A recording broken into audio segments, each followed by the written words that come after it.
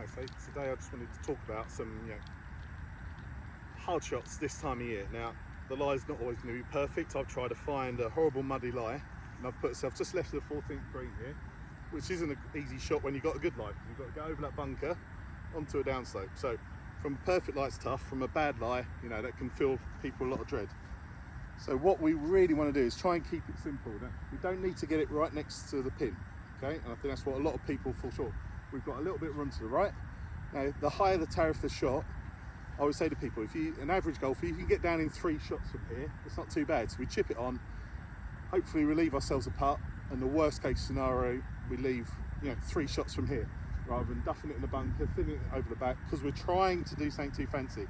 Now, even good players might try and open the face and try and do a kind of high floaty one, which you can do if you're highly skilled, but from this lie, I think it's just too difficult. So here's how I'm going to play. I've got a horrible lie.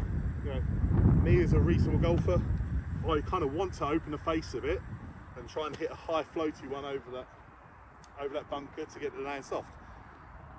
Now, I think I'm pretty good at those shots, but I probably wouldn't take that on here just because it's a bad lie.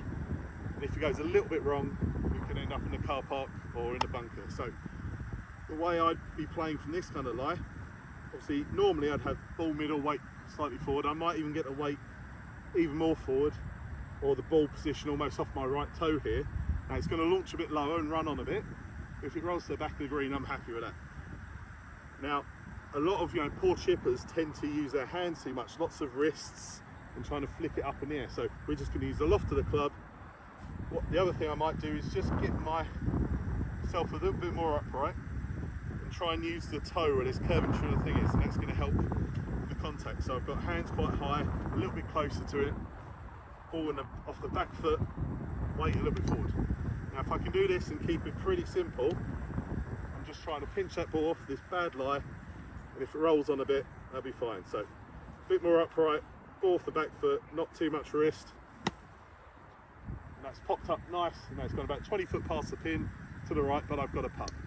And I'll take that every time, rather than going for the hero shot and get it wrong. Now, we always like pulling off the hero shot, but you've only got to take it on when it's doable.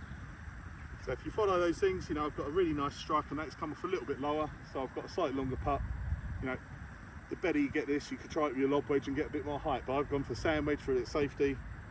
So get the ball on the green, 2 putt from all these bad winter lies, and you'll be just fine.